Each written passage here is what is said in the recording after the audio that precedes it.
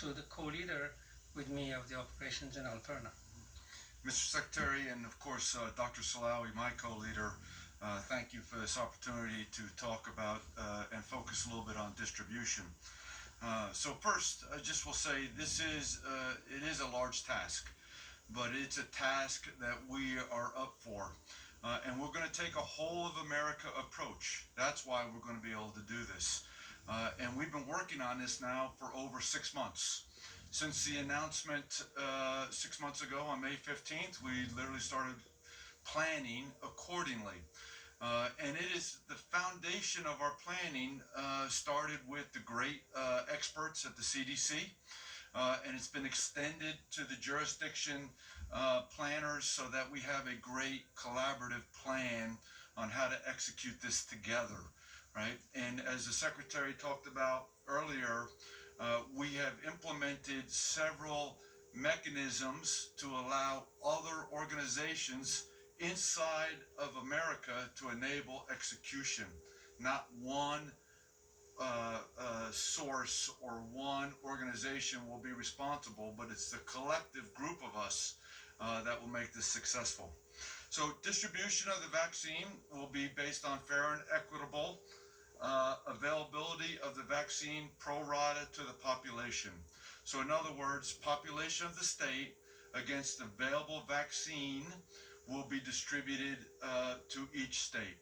We have been working these numbers with the states for a little while, and every week that goes by, we are able to create a tighter shot group of the actual numbers and the allocations that will be available to each state as we get going. Distribution will be by jurisdiction.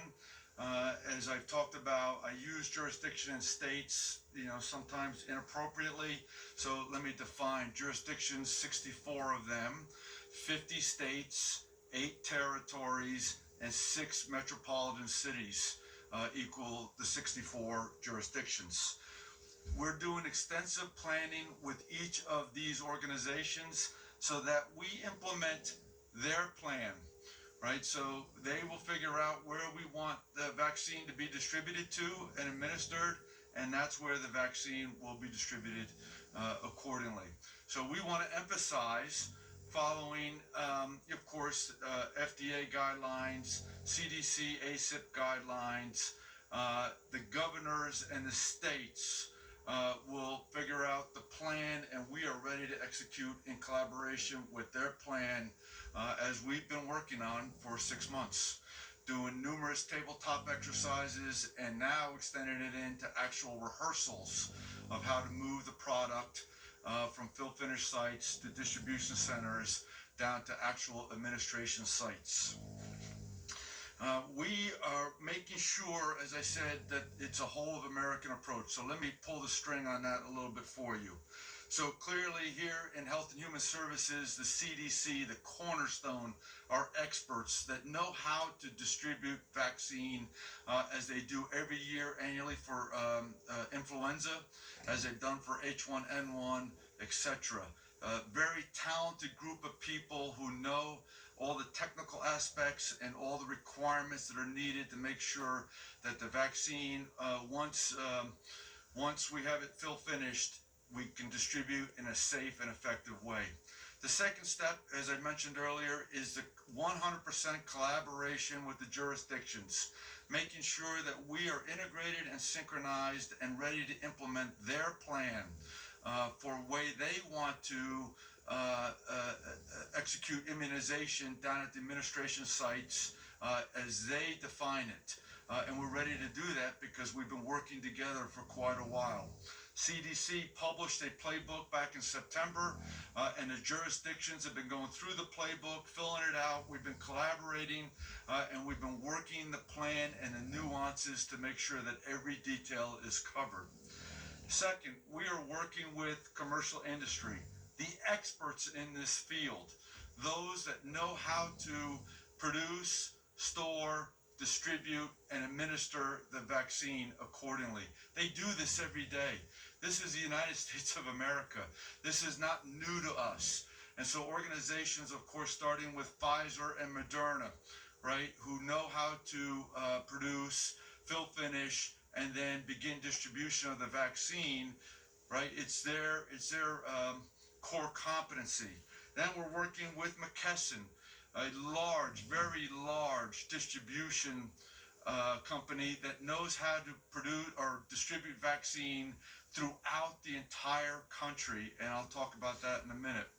And then, as the Secretary mentioned, we have collaborated with pharma such as CVS and Walgreens, right? And so that we have already laid out plans and coordinated memorandums of agreement to ensure that we're executing the right way in accordance with the jurisdiction plans.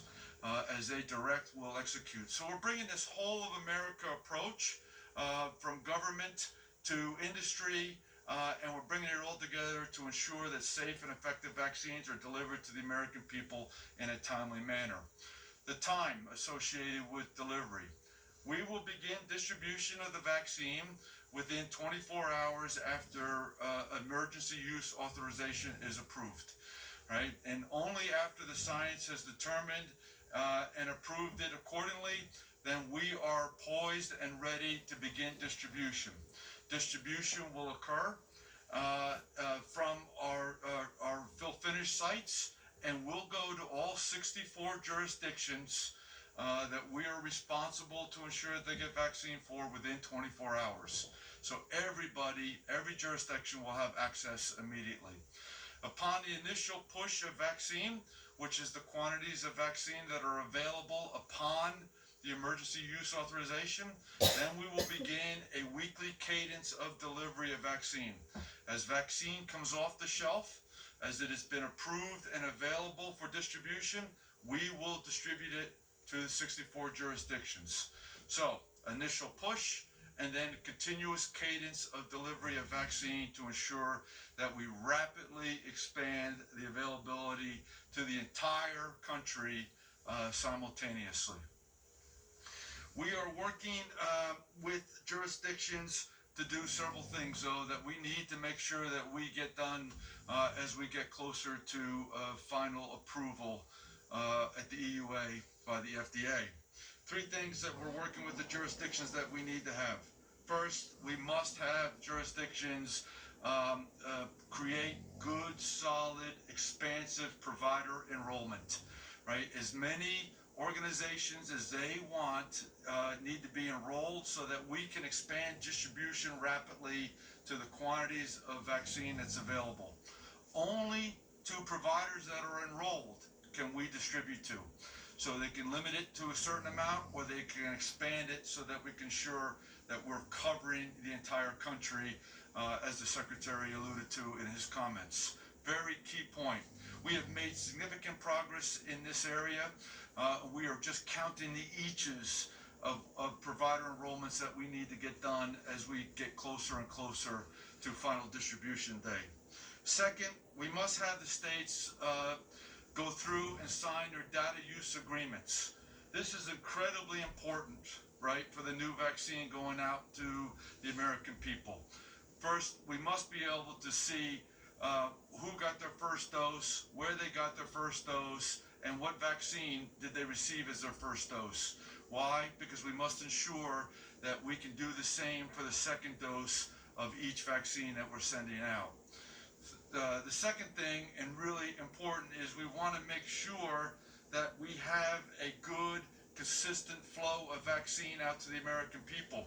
And so our ability to track the uptake, the actual administration of the shot in an arm, is going to be essential to us making sure we deliver vaccine on a continuous basis. So really important.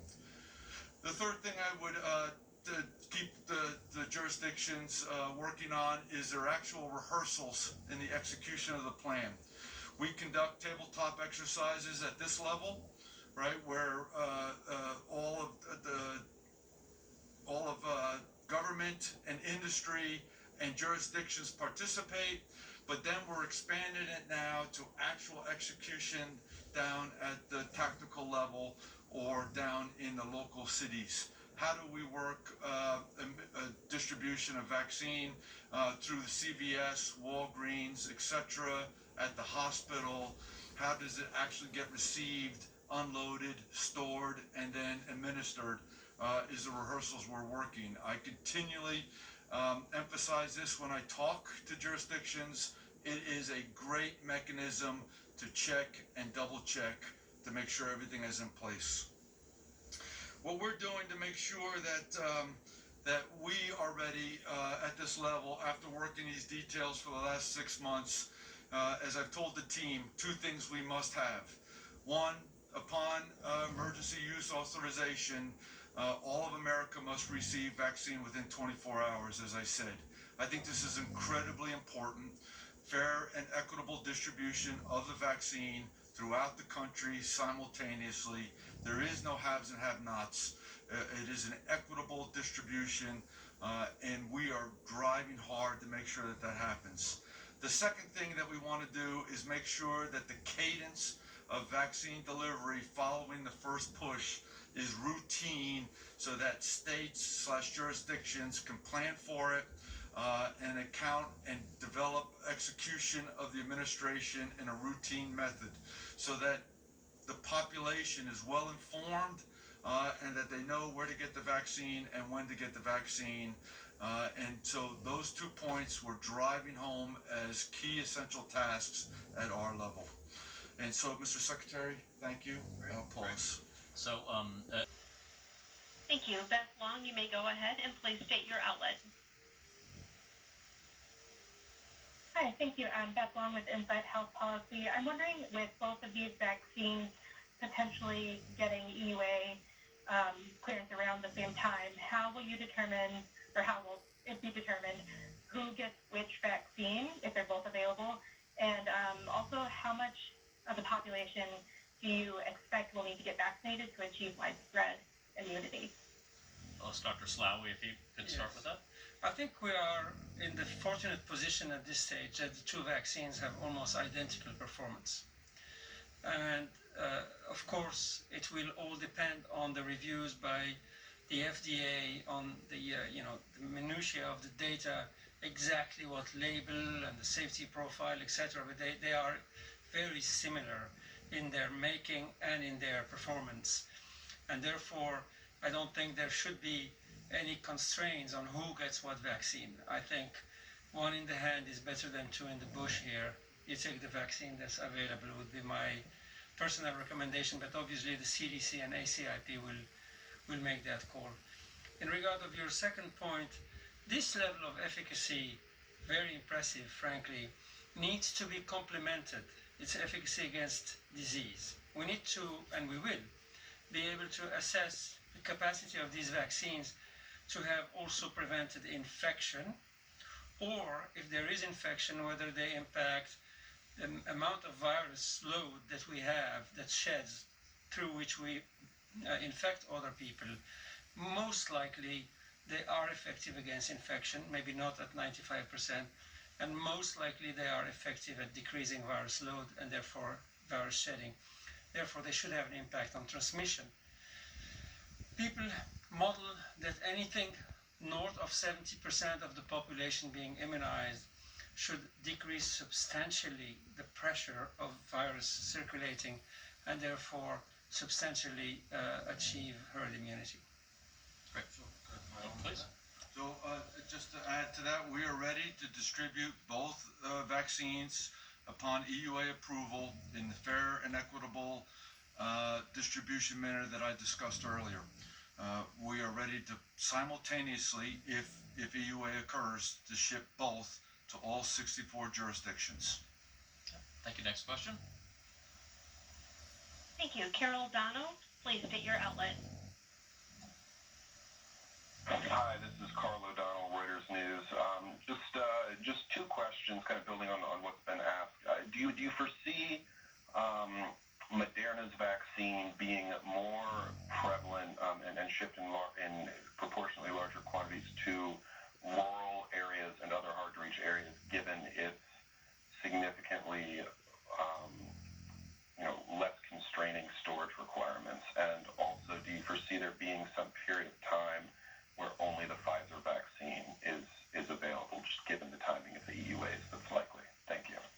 question. Let me ask General Perna. So as Dr. Salawi talked about earlier, you know, we're going to wait for the science to lay some things out for us.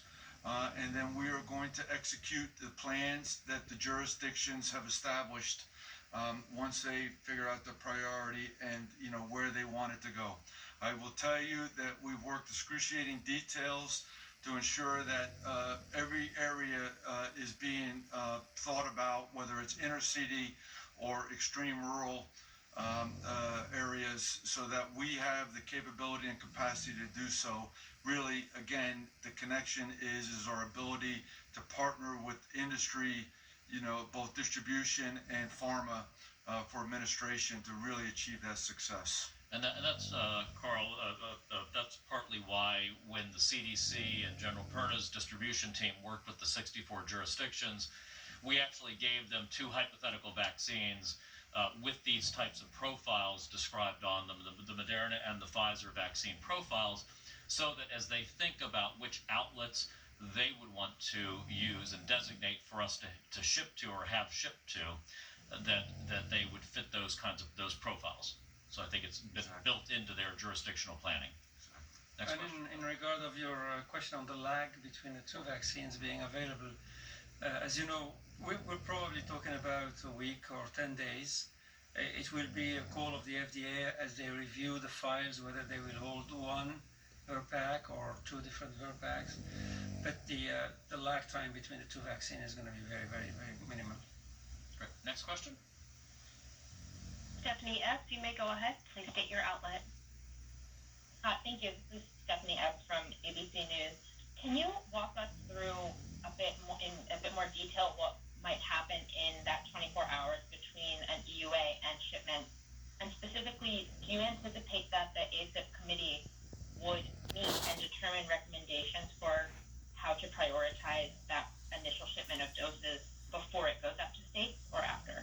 Yeah, so Stephanie, that's an excellent question, and I'm working directly with CDC Director Robert Redfield on how we could convene the ACIP, hopefully concurrent with the FDA review.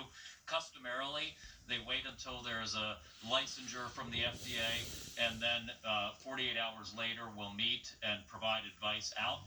But we're working to see if we can actually facilitate a concurrent review process that's collaborative with the FDA, sharing whatever information the ACIP would need to do its job, so that it doesn't add any extra delay. With over 1,000 people perishing per day, we want to.